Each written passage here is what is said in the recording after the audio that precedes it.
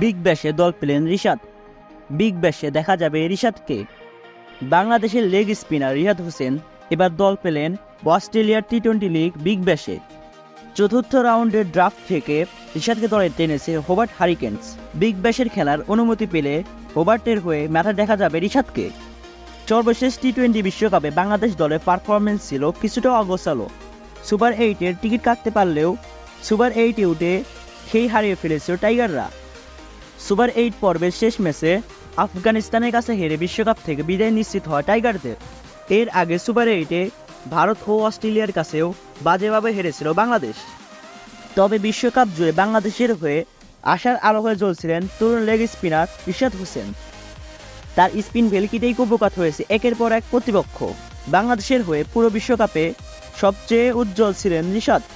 তার দুর্দান্ত বোলিংয়ের ফলে তাকে প্রশংসায় ভাসিয়েছেন দেশ বিদেশের তারকারা।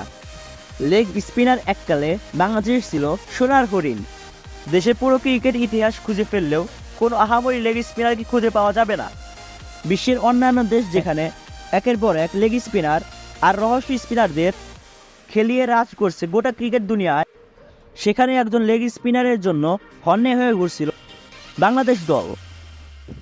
অবশেষে বহু অপেক্ষার পর মিলেছে লেগ স্পিনার।